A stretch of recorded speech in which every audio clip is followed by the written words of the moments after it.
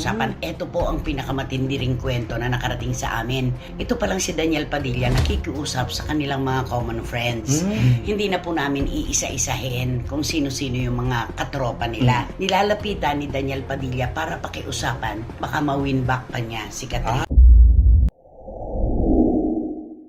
Sa pinakabagong episode ng Showbiz Now na, naibahagi ni na Christy Fermin ang nakarating sa kanilang balita patungkol sa ginagawa ni Daniel Padilla. Ito ay may kaugnayan umano sa pagbabaka sakali ni Daniel na magkabalikan pa sila ni Catherine. Ito rin po ang pinakamatinding kwento na nakarating sa amin. Parang si Daniel Padilla nakikiusap sa kanilang common friends. Hindi na po namin iisa-isahin kung sino-sino yung mga katropa nila.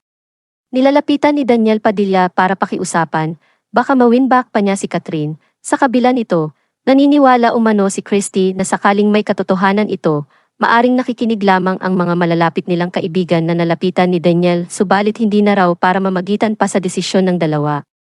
Matatandaang, sa kabila ng hiwalayan, nagawa pa ring magkasama ng Katniel sa ABS-CBN Christmas Special at sa Asia Artist Awards. Tinutukan ito lalong-lalo na ng kanilang fans na nirespeto ang kanilang desisyon at nagpasalamat na sa kabila ng nangyari ay nagawa pa ring magsama ng dalawa. Usap kay Catherine kung may natitira pa ba, kung mahahanap pa ba ni Catherine sa kanyang puso na tanggapin ang kanyang ex. Ay, oo Diba? naman. Siyempre, siya mismo talaga. Kung ikaw si Catherine, tatanggapin mo pa? Ay. Sa panahon to? Sa panahon nito, siguro baka hindi na. Mhm. Baka siguro sabihin ko na lang, nakamove on na ako eh. Kaya siguro... Magkaibigan na lang tayo. Pwede